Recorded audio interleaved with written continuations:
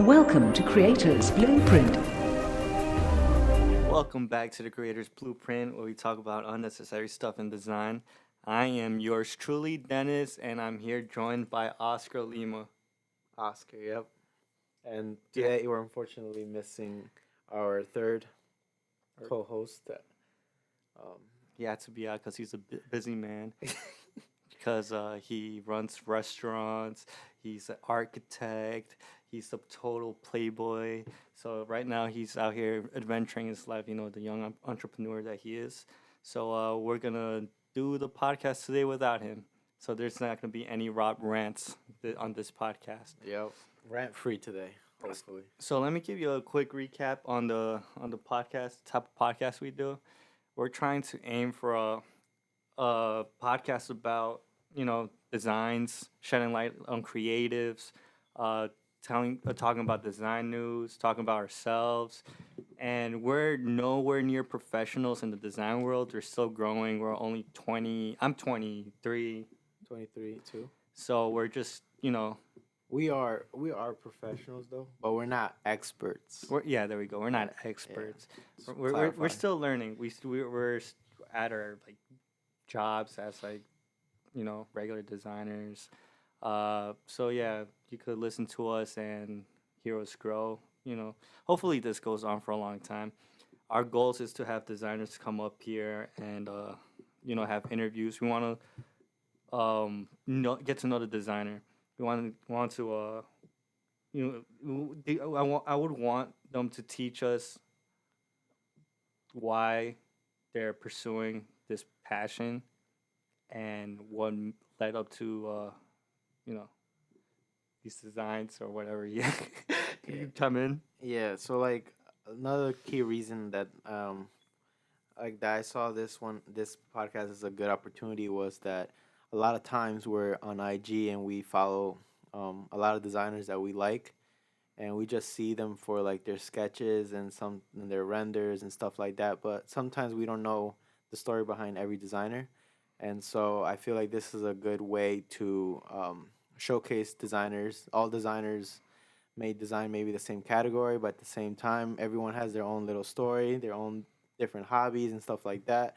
And we would like for this be a way where we get to basically be more introduced and informed as to who the designer is, what's their origin, and then what's their goals in life and stuff like that. So that's another the consensus point. of it. And then another point, like he said before, we're going to talk about design news. We're designers, so we kind of chime in about what we're going through as designers, and sometimes unnecessary stuff too. We usually have a trail of thought. We just talk about one thing and that leads to another. It could lead into sports, music, or anything. But we're gonna try our best and just keep on track and just focus mainly on design. So this is our fourth episode. Let me do a quick recap on the first three. No, this is our fifth episode. The first episode was an introduction, and we got to know our good friend Rob, which is as known as in Twitter with a following of 3,000.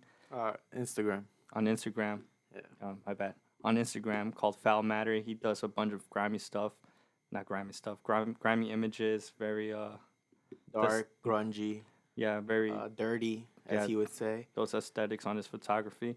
So if you want to check him out, go to episode 1. That's also our intro. We also got a little, we took in a little alcohol in that episode.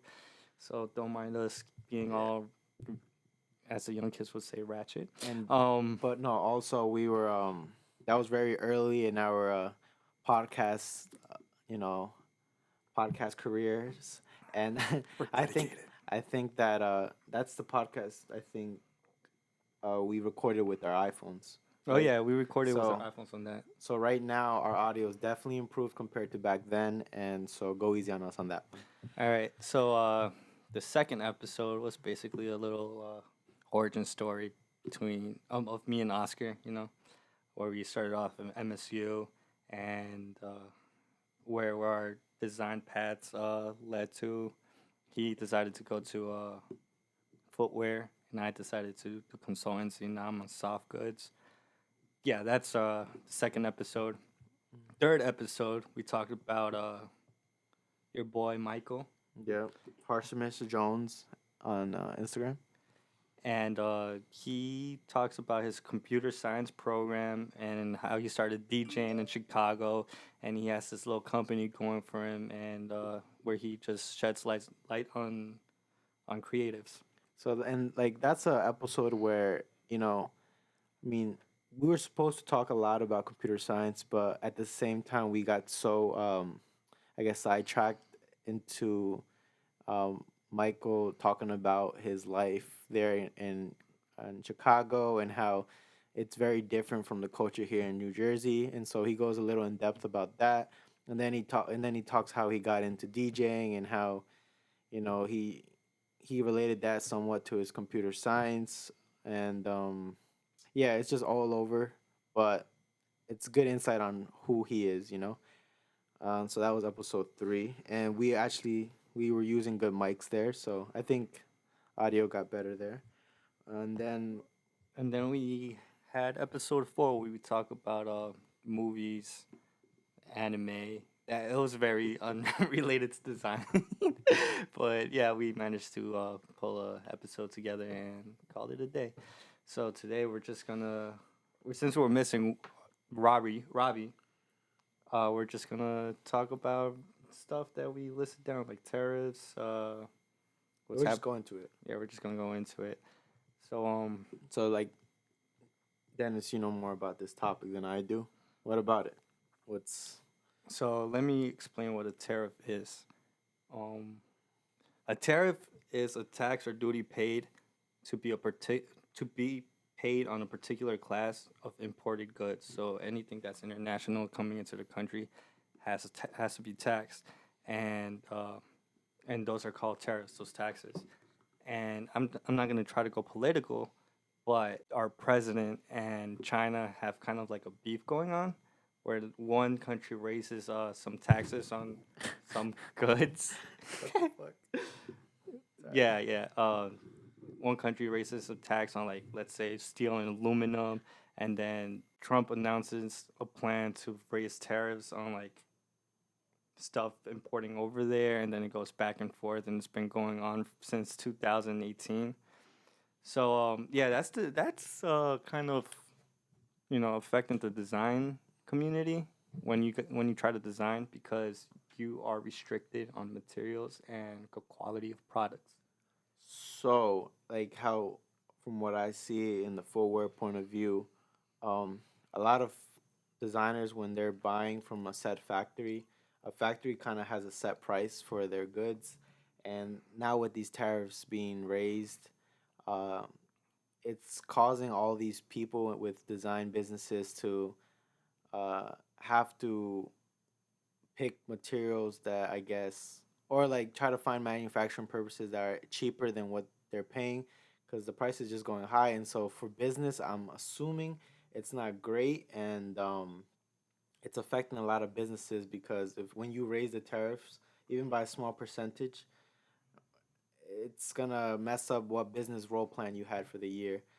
So as a designer, this is a really big thing that could affect it greatly, because I don't know if, like, let's just say tariffs get raised so high, do companies start, they try to save money by, I don't know, lowering people's wages. I don't know, but Well, on my point of view, they started cutting back on the materials. Like, we can't use very good quality products, so we're forced to use shitty products for soft goods, including like handles, zippers, and all that. So they took that away from us, and it's apparently getting worse and worse and worse. And it's not only on plastics and products outside the country; it also affects our agriculture. Some food, Chinese goods, anything from China is apparently like getting taxed, and yeah, it's messing people in general. There's like, for example, September 17th, the U.S. imposes tariffs on 200 billion worth of Chinese goods, and the tariff rate is scheduled to increase by 25% on January 1st.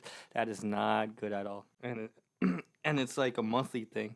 It goes from the U.S., China, and right now it seems like it's not going to stop. Trump says that tariffs on 300 billion worth of Chinese products will take effect immediately. This was a June 10th of this month, no, last month. Hundreds of companies traveled to Washington to testify against planned tariffs escalations before the U.S. Trade Representative. So yeah, this is getting worse, and that's why the quality of products is getting so shitty. We and we have no voice because designers are like the the ghost writers of like the whole chain of supply, and we have nothing to say. We just design. They tell us that we can't use certain stuff, and we do it. Apparently, the clothing and shoes department, I might have to, whatever. The clothing and shoes department is one of the only subcategories where we spend more on Chinese goods than the U.S. goods.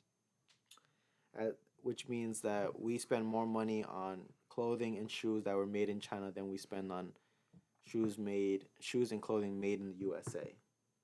And that could be part of the fact because it says that clothing and shoes accounts for only 3.4% of our total spending. That's on average, right? And what else? Wait, Americans buy more product when it comes to clothing. When it comes to clothing and shoes, but other than that, everything most is bought in the USA. Yeah. Apparently, according to this, NPR.org. Don't shout them out.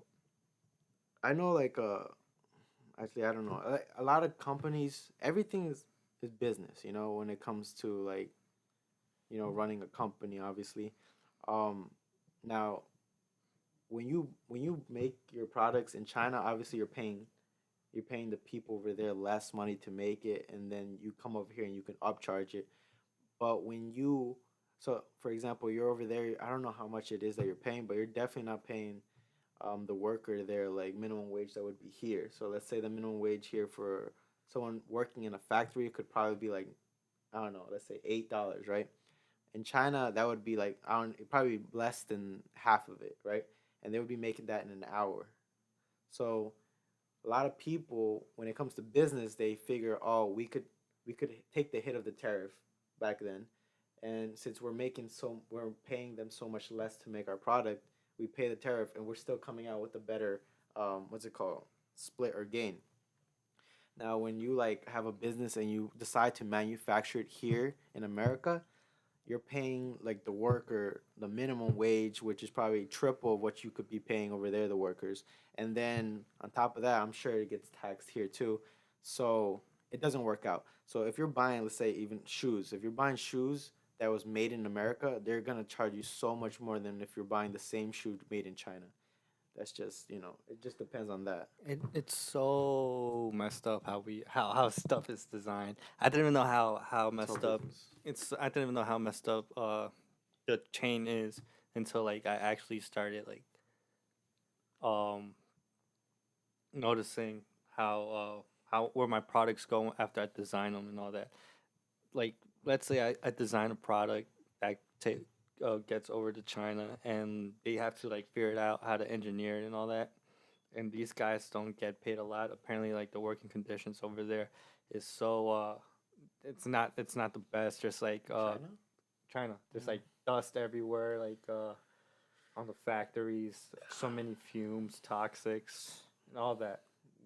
Yeah, from my personal experience, I didn't see that, but I'm sure a lot of places have that. But I think a lot of companies, for example, I think Nike a long time ago got called out for having miners working there under bad conditions, and miners shouldn't be working in the first place.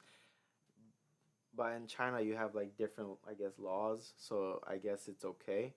But obviously, for us here to see, think of 4-year-old making our Nike shoes, it just doesn't look good for Nike, right? And so they got called out, and so they had to go fix that in Indonesia, I think it was. And so I guess there is bad conditions, but if you're not called out, I mean, unless you're called out or you just have a good you with a good factory and good culture over there. From what I went to, it was clean, up to date. The reason why I said that is because I work at this company, right? And this company, let's say company A is where I work at. There's this company, company X, where we design for them, and that company is it's very well known here in the United States. And I've learned that they use, let's say, company Y to in China to design to manufacture their stuff. And I asked my boss, like, why do they use company Y? And she goes like, well, they had this other company, but they moved to company Y to manufacture it because their working conditions in the other company it was not up to par. It was very shitty. So I looked into it, and apparently that's true. Like there's a bunch of manufacturing factories over there that don't live up to the working conditions are very shitty, and they would have to like not contract them.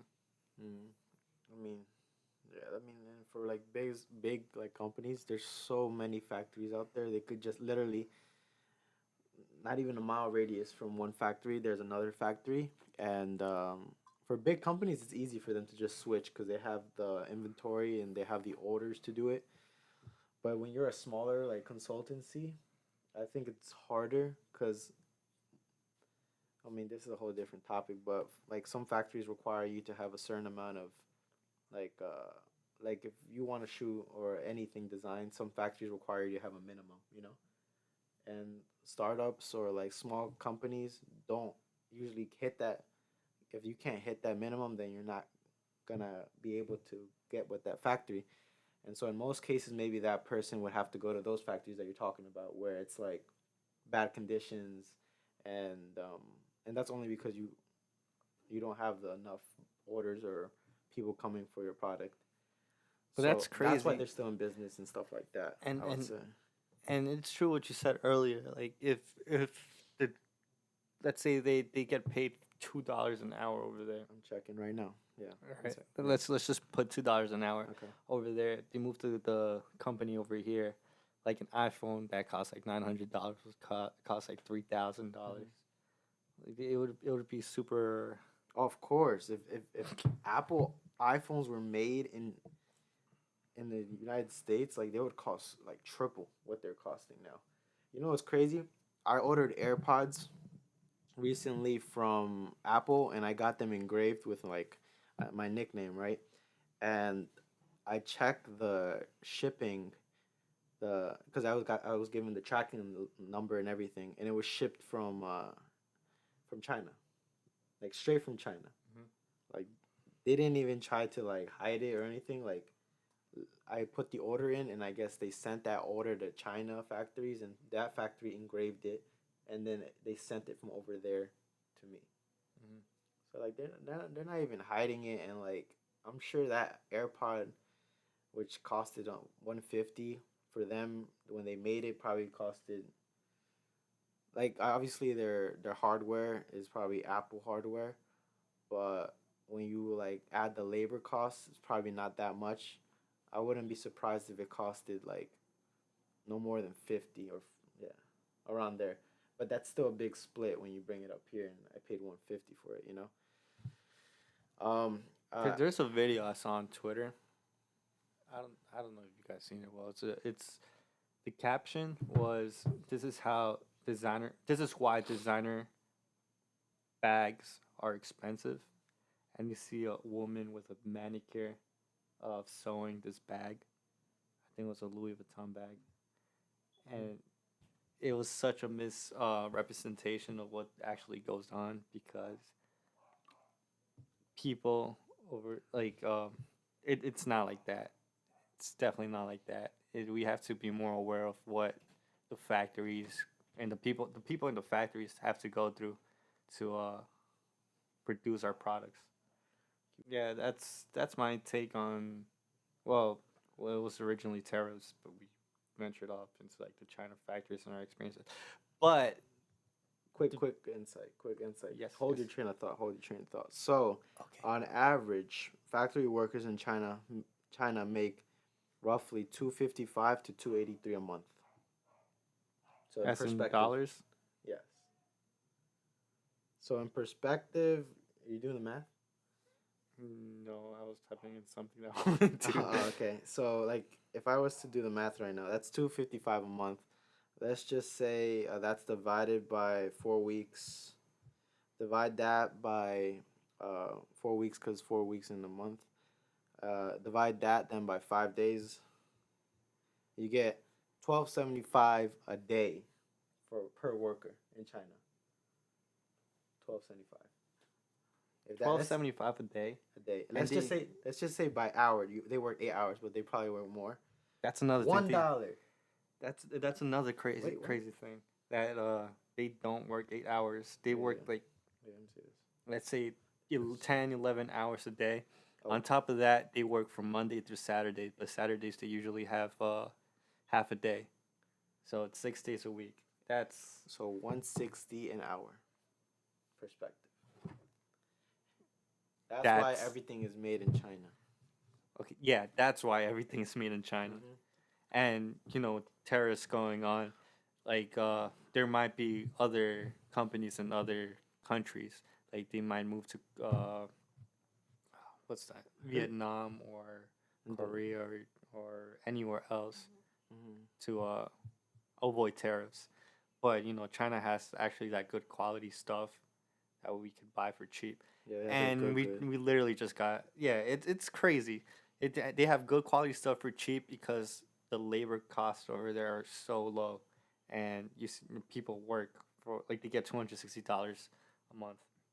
Okay, so right here I have the price of how much components and of the iPhones components cost here. Mhm. I mean, cost in the U.S. I mean, in China. Damn, I can't even El speak. Diablo, yo. You're dizzy or something? I'm seeing a lot of numbers, a lot of words. I'm trying to speak at the same time. Anywho, so currently it's $190 because everything is made over there. But if it was made in the U.S., it would cost $600. That same iPhone could retail up to $2,000 If made here. if made here. Yeah. Yep, that is so ridiculous. So they save like 1K ish, not even, like less than that. 12K. You saw how much the new MacBook cost? Oh my god. What, the stand? I heard a lot of things about the stand. The stand itself is $1,000. Yeah. It's so disgusting, but like we all have our shackles on on Apple. Like the tower. The tower looks like a cheese grinder. Saw that? With No. all the holes. Oh Well, yeah, I see it now. Bro, that's crazy. Um It and looks- you know, It looks like a cheese grinder, and that costs, I believe, $4,000 or $6,000. And Mm. the stand itself is $1,000, I mean, and people actually buy it. the thing is, like, not everyone's gonna buy it, obviously. Well, not but everyone. there's people that are gonna buy it for sure that could afford it. Um, is it gonna do as well as their other products? Probably, definitely not. Well, I guess it's something that Apple decided to throw out there, put a wild price on it, see who bites, and obviously they're gonna have to redesign it and make it uh, budget friendly for everyone else to try to enjoy this. What is it? A stand?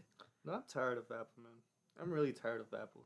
With the same specs you get from a MacBook, you get from HP, and it's gonna be, instead of paying like $1.5 grand, you could get it for like 700, 800.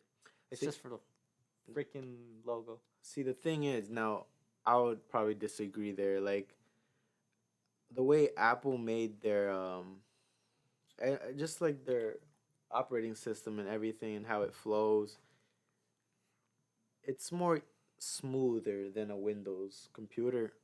Sometimes I would see with PCs that I had in the past, not even a year passes by, and after hard use of like 1 year of designing, that same computer starts to like slow down, lags a little bit.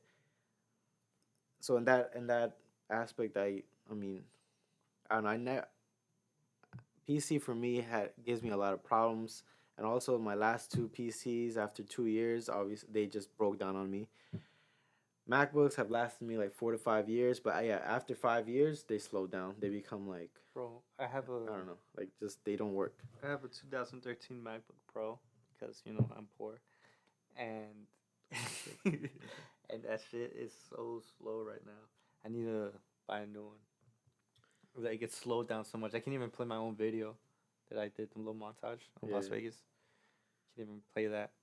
But yeah, well, this started off from tariffs, and you got to know what tariffs are and what's going on in the design world and how it's affecting us and all that. Um, and the labor costs of China. But yeah, if you know more about this, just contact us. We would love to have your opinion and and And how you think it's affecting yeah. you, and how, um, like any other insights that you guys have. Um, so next, Next on the list, should we go according to the list or should we just talk randomly? I don't know. Do I you? mean, what do you have in mind? I was gonna go into this one. All right. So I wanted to talk a little bit about. We were on, what was the website? We shouldn't shout them out. Oh yeah, we can't get out sponsors. Not yet. So in design news, there's a wearable patch that regulates your body temperature that is actually uh, being made for us. And okay, sorry, I kind of did that wrong. But basically, a wearable patch is coming out soon that basically we would put on our, let's say, forearm. And what that would do is, with it, you'll be able to regulate your body temperature, meaning we wouldn't have to depend on AC when it's hot, or the heat when it's winter. So with this patch, you will be able to choose what temperature you want your body to be. Now, I'm trying to find more uh, information on it. It says wearable technology already helps people keep track of their fitness goals and vital signs. Like, I don't know how it works. A soft, flexible, wearable patch that could provide a personalized heating or cooling system. The thing is, like, that would be so. Uh, I don't know what that would be priced at, obviously, but when you're outside and you're like sweating, and maybe that you could use that patch to just like turn it down a little bit, get you to 50 degrees. Boom, you're good. Or 50 degrees is pretty cold, so I would say like 70 degrees or whatever. Um, and maybe that could be the next thing for everyone. Researchers designed a patch which they tested by embedding it in a wearable armband using thermoelectric alloys or materials that use electricity to create temperature difference and vice versa. That's pretty interesting. They they they should do gloves like that. So that's the thing. Now that technology is out, or that technology is coming out, being made, that then can be applied to so many other things. Like you said, gloves. We wear gloves in the winter, but our hands are still freezing. With this patch, we'll be able to be warm the whole time. I don't know if you wouldn't need gloves in the first place then, but allows for that. What's interesting about the photo? So the photo is like a band, and it has a circuit board attached, but the circuit board is like flexible. Mm. Um, yeah, that's pretty interesting. I mean, just with this development, many people could see how they could incorporate that into their designs, whether they're designing shirts, designing, I don't know, like even like belts, pants, even like those tights, the what's it called, But like like, compression shorts or whatever. what do you think they would be actually used for? You think people just have one layer of pants and it'll just heat them up instead of having multi layers? So what I think, um, yeah, That's pretty much it. yeah. Is I don't know if it's changing the world, but definitely a thing that people would buy into, because just because like when you're outside and you're burning of heat, and you're like sweating, this could allow for you not to have to go through that and stuff. This could be good for like medical reasons too. Like let's say somebody has arthritis and it's cold outside and their joints hurt. So that is the medical field can That'd be pretty sweet. We Can should plan benefit. that. yeah. Probably it's already out. Yeah. So here it says that a team performed tests with a male subject wearing the patch in a temperature-controlled environment. In 2 minutes, the patch cooled the tester, his skin, from a set temperature of 89.6 degrees Fahrenheit, keeping it there as the ambient temperature varied between 71.6 and 96.8. So basically, his body and the patch was on him. He was set at 89.6, and they were changing the temperature in the room to between 71.6 and 96.8, but he always stayed the same temperature. He never was affected by it. Wow. Yep. I've never thought of that. Yep. So that That's pretty cool. So you stay the same while like it gets colder or hotter outside. which is kind of weird because then like we will never know. Well, obviously you have to put it on, but in a way you will never have to feel what it's actually like outside. Well, I mean, Like if you wake up from inside, obviously I keep saying obviously, but we have our temperature inside.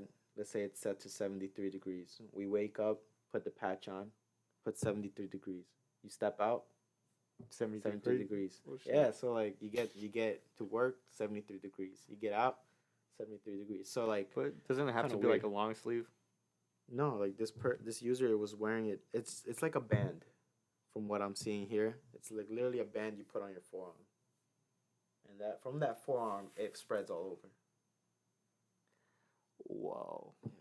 I from what I've thought, I thought it was like the product you're wearing. Like let's say it's on the shirt. You thought wrong. I thought wrong. I'm stupid. Good Yeah. for nothing. Good for nothing. What else do you have on it?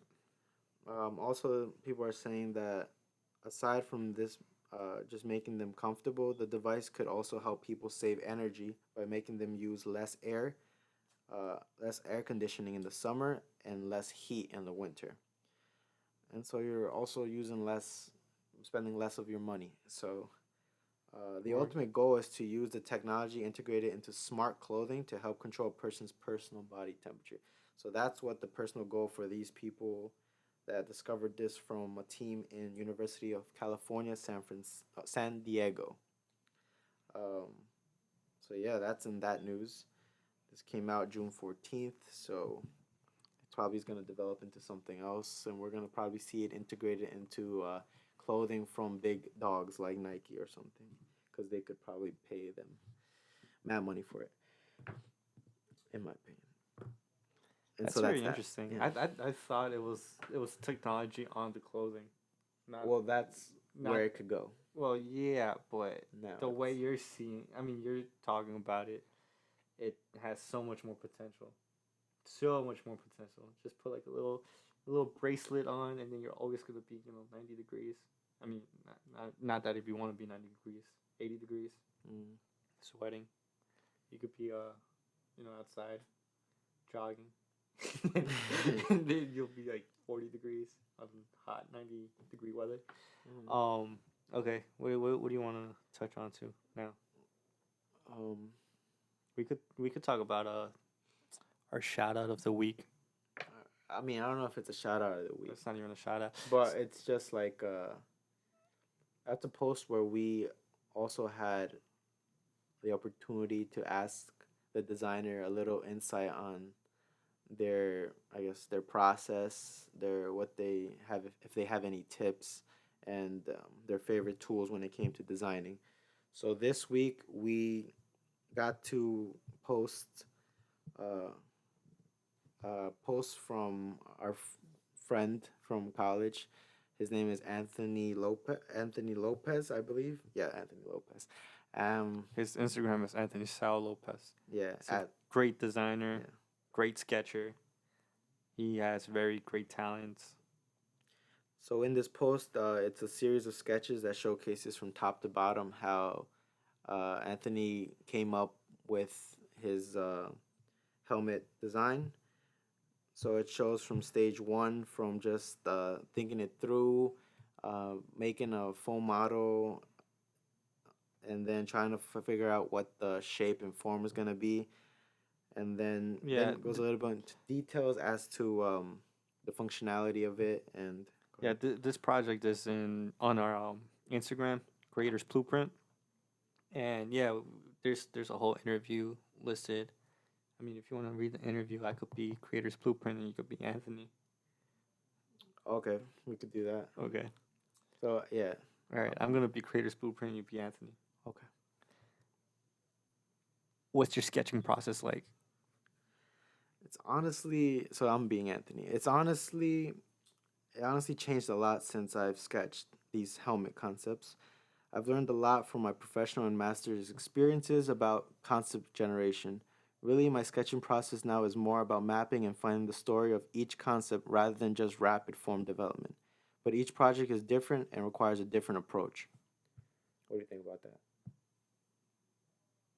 Uh, it seems like something that that naturally comes to the designer with time. Mm. Like you when you first start off designing, you just sketch away. Then as time goes on, you're more aware of the details, how you would have to design, and you actually map and try to find where the story is gonna lead you to. Yeah, and he's a very developed designer. So he's doing a master's program. I forget where exactly, but He's in Europe somewhere in what's that place? It starts with an O. Damn, I can't remember. yeah. It's in the tip of my tongue though. But yeah, he's going to a school that Isn't it Oslo or something? I think Oslo. I don't know, but he's going to a school, and I don't know if he's paying for it No, he's going for free. for free. Yeah, Yeah, so like got it for free. he's very talented. He's obviously trying to expand his knowledge in design, and by going over there to a school that has taught great designers, for him he wanted to take the opportunity, and so he went. Let's go with the next question. Okay. Any tips for getting started with sketching? Anthony says, just start sketching. You can always look at sketches online and sort of stop before you start. So I think just grabbing a simple object close to you and sketching that from different angles can help. Remember that project we had in it wasn't a project, it was an exercise we had in college where you would sit across the table from a person Mm, and he would put an object in the middle of both of you yeah, and you had to sketch yeah, yeah, the other side of the project without even seeing. yeah. I remember that. It was such a It was good because we got to see everybody's sketches, and we got to see the object from different perspectives. so you had well that exercise you had to draw the object from a perspective you can't even see. Is that what it was? Yeah, because it was Oh, okay. We had to draw the object from the person across from us perspective. yeah. Damn. Yeah. So that's hard. That's like another elevated level of sketching. I miss school, man. Anywho, the next following question happens to be favorite tool to sketch with. Anthony said, for me, it's a pencil, but that also depends on the type of project it is. A fine liner is good for a quick, simple sketch. A pencil is better for more of a concept sketch with detail. That's what he said. What are you drawing? Personally, I like to sketch out my concepts in pencil. First, I sketch them out in pencil, and then when I'm like happy with it, I'll go over it with a pen. Um, Typically, it's a fine point pen, and then that's about it. when it came in school is different. Uh, I used to, I would use a mechanical pencil. I think .5 mechanical pencil. Remember the time where you fought with the professor because you thought you stole your pen? No, I don't remember that. You don't remember? No. All right, so Oscar in college, he had this pen imported from like I don't know Japan or some shit, Oh my god. Yeah. and it was a very great pen. It was like a decent pen. Like It was like so pointy all the the time. best line quality you could ever ask for from a pen. It was pointier than the pointy We pen. asked him and we're like, "Where do you get it? Where do you get it?" And he never told us anything where like the source where he got it from. It literally enhances your sketches by like if we had a rating scale Yeah, and you were at a 70, that will raise you to an 85 like guaranteed. Before the sketching, Oscar was a 4. I mean, before the pen, Oscar was a 4. He got that pen and he got into pencil. He started designing shoes. A lot of things changed. What can I tell you? Turned from a boy into a man with that. Yeah. And It's a good pen, trust me. It's a great pen. If Oscar allows us to put that link on the side. I don't know, not yet, because if we get sponsored, we might do giveaways with those. But long story short, the pen is really great. The ink doesn't spill that much. It's top very quality, thin, top quality, and it gets heavy when you want it to get. It's just amazing. But go ahead. So yeah, Oscar didn't give us the link to the pen. So like he had like a certain amount of pens. Like he got a box of like 10. Let's just say 10. Yeah. And throughout the year, he just used it, and he was down to his like last pen. Uh-huh. And there was one day where he was like, "Damn, I lost a pen. I don't know where it is." And come to show that my professor walks in with the Oh my god, dude, I remember that. the professor, he walks in with the with the pen sketch. Yeah, this guy literally was like revising people's sketches with my pen from Japan. What? And then, Oh god. And then you went to confront him. It's like, is that? I think that's my pen.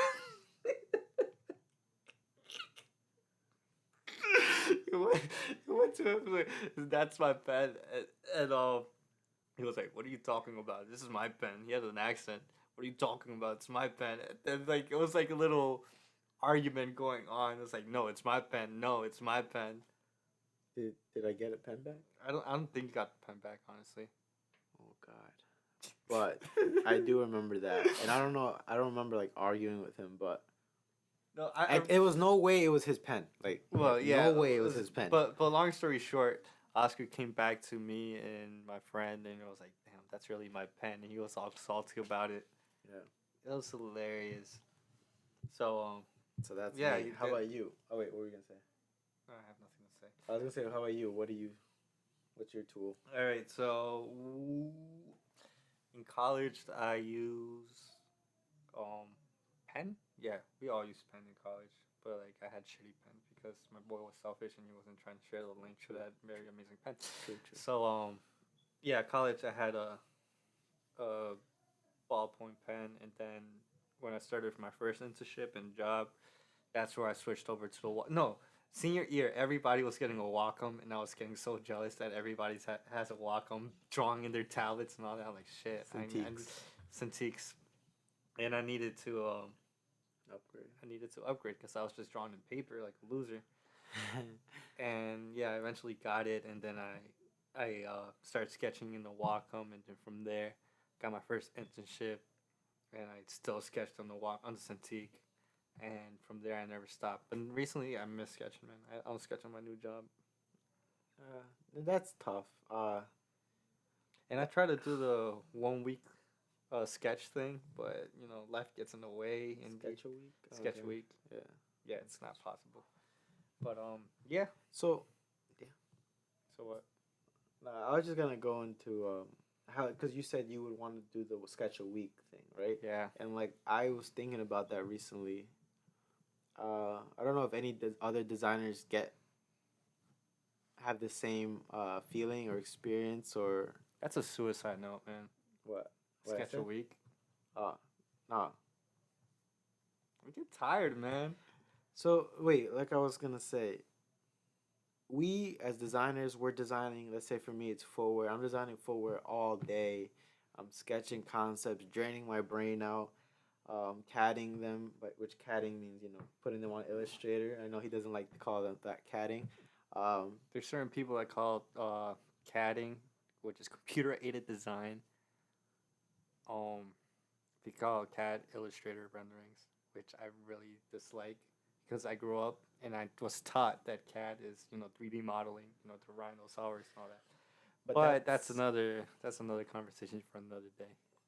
as I was saying, so like I said, so most of the day we're there spending, using our brain to come up with concepts and then putting them on Illustrator, then let's say rendering them, and you're doing that from I don't know 9 to 5, right?